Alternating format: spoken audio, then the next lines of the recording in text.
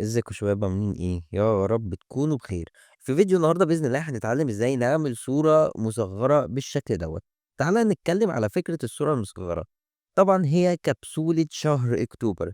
هنا خلينا المدرس موجود وقريب طبعا من الصوره المصغره، لان زي ما قلت لك القرب دوت بيدّي كده هو بيخلّي العين كده هو يعني بتنجذب أوي للصورة، وطبعًا عملنا إضاءات الشغل بتاعنا، فنتكلم على الفكرة. هو كبسولة شهر أكتوبر، فمسكته كبسولة ومعمول عليها شوية إضاءة، وتحس إن هو مدبوس شوية كده في الصورة المصغرة، فتحس اللي هو إيه مضغوط في الصورة المصغرة، فدي هي فكرة التصميم.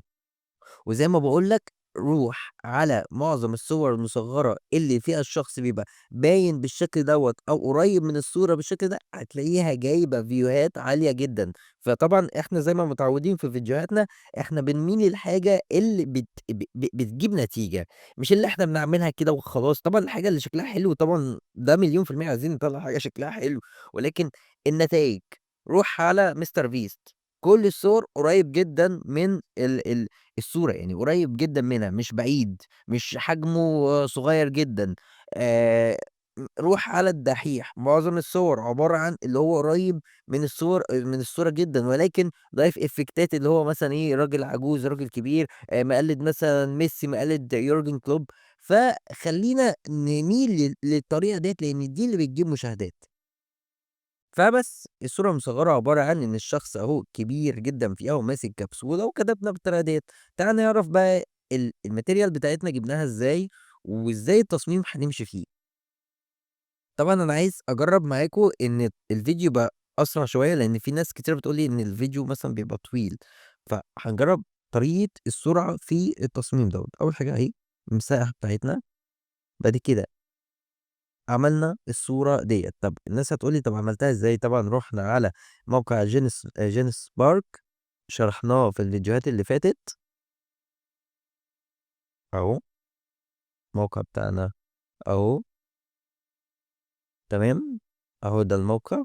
دخلنا بعد كده هنا بندوس على new، نروح على فين؟ إنشاء صورة بالذكاء أهي، صورة بالذكاء الاصطناعي. بعد ما دخلنا رُحنا كتبنا الprompt بتاعنا وحطينا الصورة بتاعتنا أهي، هي دي الصورة اللي إحنا حطيناها. يعني عادي أنت ممكن تروح تلبّسه أنت بدلة أو تعمل له برضه بدلة من سدريم. وطبعًا استخدمنا موديل AI سدريم V4، تمام. بعد كده رُحنا على موقع ChatGPT، قعدنا نوصف له الحِلّة اللي إحنا عايزينها. فركّز معايا كده شوية في الكلام بالعربي اللي أنا إيه، ترجمت بيه الprompt. أنا قُلت اللي أنا عايز الراجل واقف على، خلّينا نحط الصورة طبعًا بتاعتنا هنا، تمام. عايز الراجل يبقى واقف على يسار الكتف أهو، على الشمال، عشان عايز أحط الكتابة على اليمين، وقريب جدًا من الكاميرا، أهو كده قريب جدًا من الكاميرا. ومباشرةً بيحدق يعني بيبُص للعدسة بقوة، يعني عشان إيه، البَصّ للعدسة كأنه بيبُص ليك أنت، فأنت فهمت الفكرة؟ وعايز اللي هو يتني دراعه شوية، يكون ماسك بكبسولة مضيئة أهي، مع إمالة بسيطة لرأسه، كأنه مضغوط جوه إطار الصورة المصغرة، تمام، هو ده اللي أنا كنت كاتبه. ماشي، في الخلفية بقى ممكن تضيف الحاجات اللي أنت عايزها، أنا كده ما اهتمتش بعد كده بالخلفية، هتلاقي في هنا هرم وفي هنا كمبيوتر والكلام ده. أنا عايز التركيز الأساسي على الراجل، أنت فهمت الفكرة؟ عايز التركيز الأساسي على الراجل، على الشخص أو على المُدرِّس، وعايز إن الخلفية أقل وضوح، يعني ده اللي وصفته ليه. وعايز طبعًا إضاءة سينمائية وإضاءة ليلية وإضاءة زرقا بتكون منعكسة عليه. بس أخدت بعد كده الprompt وحطيته على الموقع، وحطيت الكتابة وطلّع لي هي دي النتيجة. نيجي بقى نبُص على فوتوشوب أهو، دي النتيجة اللي إحنا حطيناها. نيجي بعد كده رقم 1، تابع معايا النقطة دي. عملنا retouch أهو، الretouch ده شايف وشه؟ أهو، نركّز تاني، قبل، بعد، قبل، بعد. طب دوّة إزاي إحنا عملناه؟ أول حاجة جِبنا الصورة ورُحنا على ويب سايت الAVI upscaler فيه زوّدنا فيه ال يعني عملنا upscale للصورة. طبعًا الصورة ما شاء الله بتطلع من السدرين جودتها عالية جدًا، ولكن في ميزة جدًا كده بتبقى حلوة في الذكاء الاصطناعي، بينعّم شوية في الوش. بُصّوا كده أهو، هتلاقي إن الوش كده إيه، ناعم شوية أهو، ناعم شوية، بس. بعد ما خدت الصورة هو بينعم لي بس الوش. بعد ما خدت الصورة رحت بعد كده تاني، رحت عملت هنا بقى ايه، هنا هوريكم كنترول جي مثلا، هاخد الصورة ديت، رحت بعد كده رحت على كاميرا رو فلتر. استنى نجيب الصورة اللي احنا اخدناها الأول.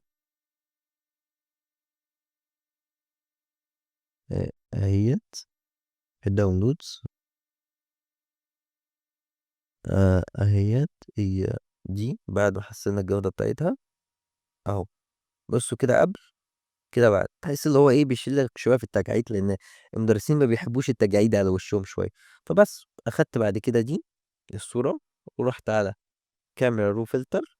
ممكن نعمل حاجه احلى، ممكن هي في مشكله بس ان في الذكاء الاصطناعي لما بيشيل لك التجاعيد تحس ان ملامح البشره ما بتبقاش زي هي، اللي هي تفاصيل البشره ما بتبقاش زي هي.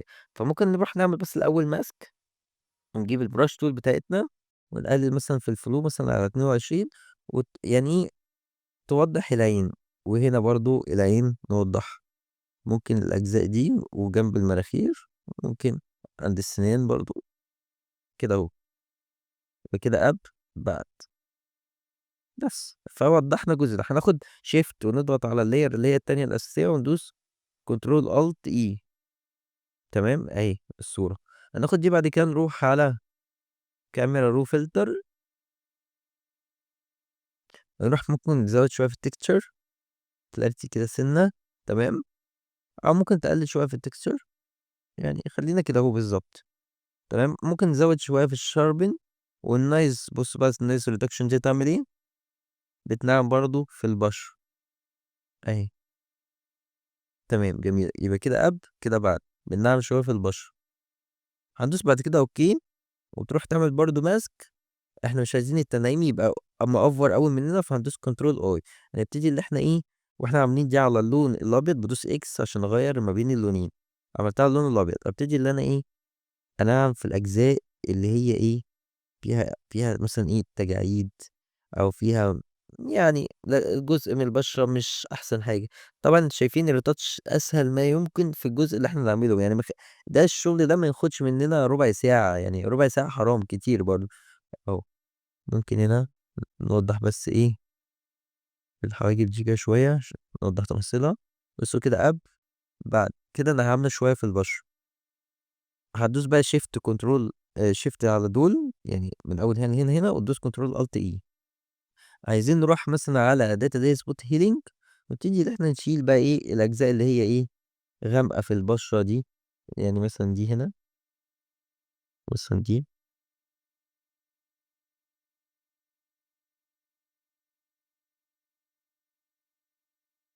ماشي. ممكن هنا برضو الاجزاء اللي هي ايه فحر في الوش ولا حاجه، اعمل ريتاتش على البشره علشان يعني تعجب المدرس ويبقى شكله احسن حاجه في الصوره. بس هبتدي اللي أنا افهمك ايه اللي انا عملته بقى هنا. او شايفين بعد كده الريتاتش كده قبل، كده بقى كده قبل كده بعد، شلنا ايه الفحار دي. بعد كده بنعمل حاجة عشان التركيز بس يزيد شوية، فبنعمل جريدينت رصاصي. جريدينت رصاصي ده ازاي بيتعمل اهو، زي ما قلت لك هتروح تجيب اهو أداة الجريدينت، هتعمله هنا على، تعمل دي على اللون الرصاصي اللي هو ما بين اللي هو الرصاصي غامق، وتدوس اوكي، وتجيب دي اهو. بس هنبتدي ان احنا نعمل كده اهو. بس تمام. فعملنا اهو الجريدينت عشان ندي تركيز شوية على الشخص. بعد كده كتبنا كلمة كبسولة. طبعا طريقة الكتابة دي تعالى اقول لك ازاي بتتعمل برضه، نركز بقى شوية فيها اهو. جبت كلمة كبسولة مع اني شرحتها كتير، بس يلا بينا. كبسولة، خلي بس الكتابة باللون الابيض عشان توضح.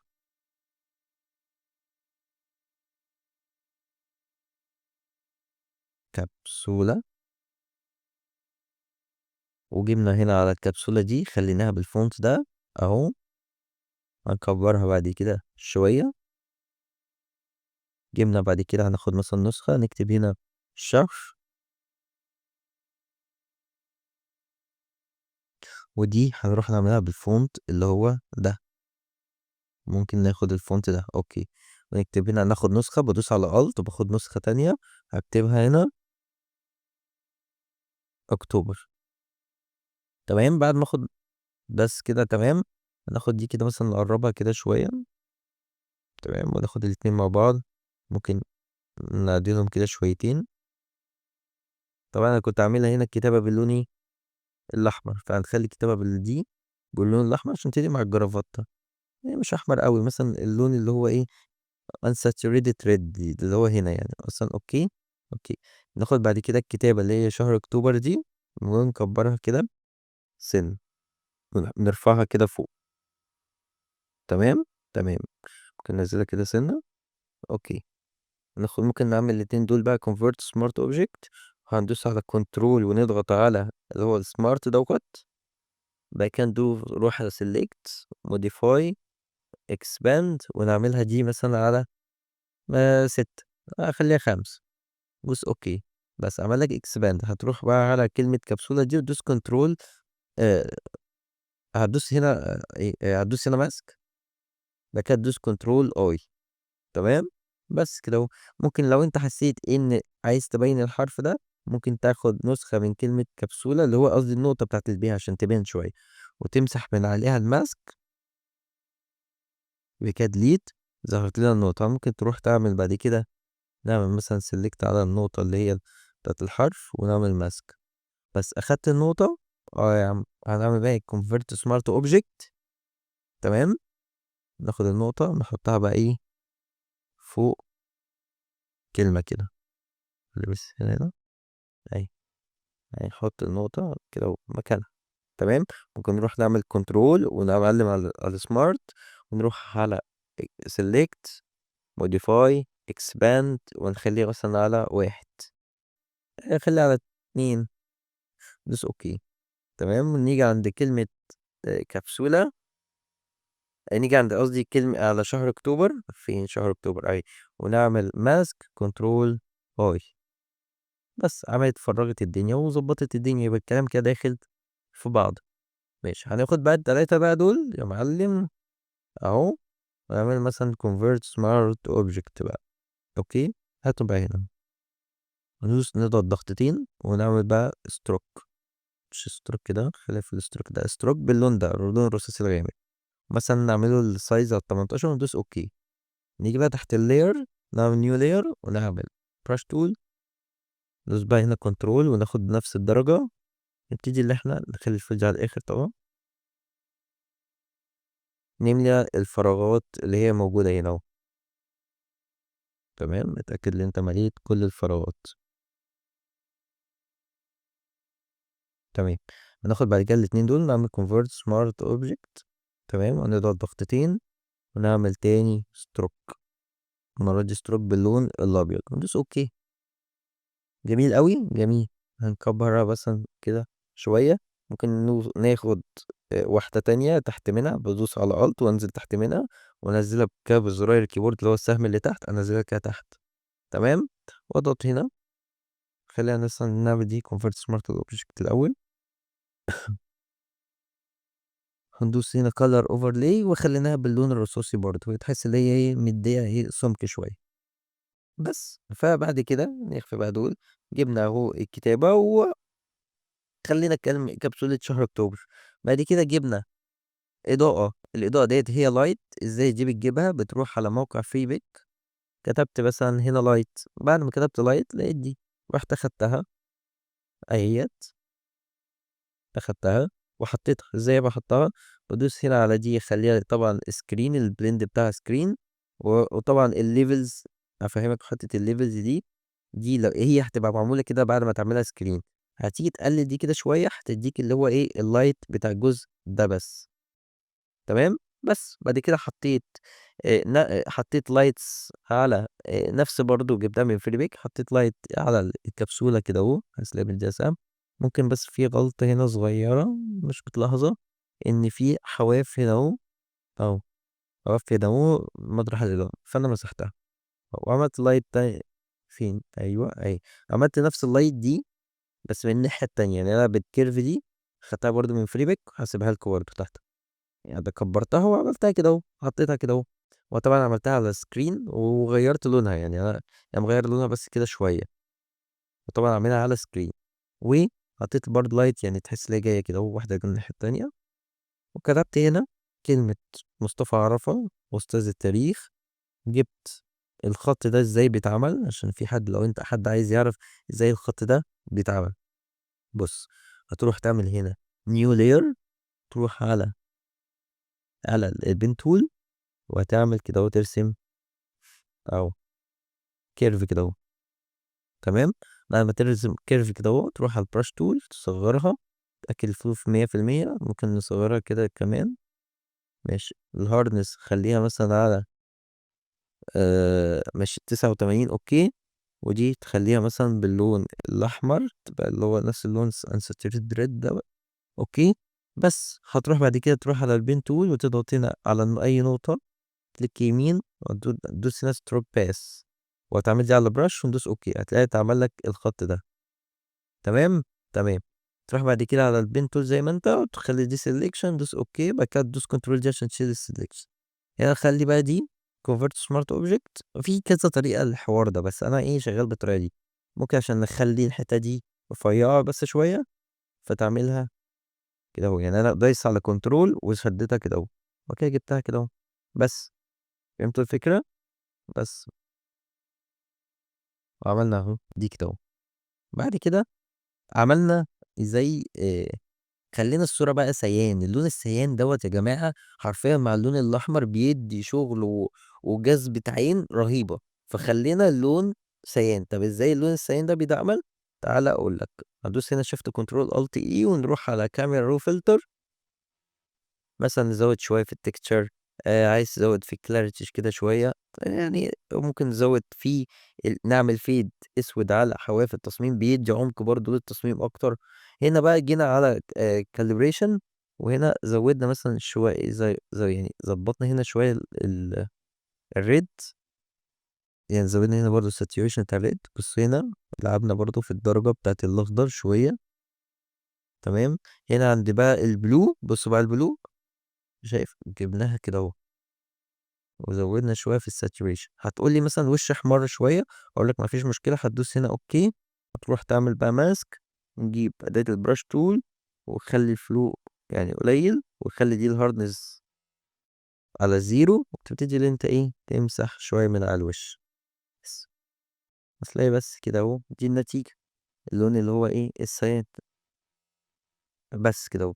يكون دوّة الصورة المصغّرة بتاعتنا. إزاي برضه تحفظ الصورة المصغّرة علشان في ناس بتواجه بس مشاكل في النقطة ديّة، هادوس control alt، بُص shift control alt S، دي لو أنت عايز تنزّلها على السوشيال ميديا أو على الفيسبوك، ولكن دي تقريبًا مش هتقدر إن أنت ترفعها على اليوتيوب، فممكن حاجة أبسط من البساطة، دوس control أو هنا file،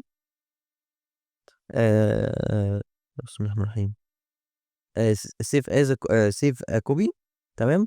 ودي خلّيها على الGPG عشان لو أنت هترفعها بقى إيه على على اليوتيوب، بس. وتسميها أي حاجة وتدوس هنا save، وهنا مثلًا هنا خلّي quality 12 ودي تخلّيها large file وتدوس أوكي. يبقى كده دي تقدر إن أنت ترفعها على اليوتيوب عادي. وبس كده، ده كان فيديو النهارده، صورة مصغّرة احترافية بفكرة حلوة، ومع السلامة.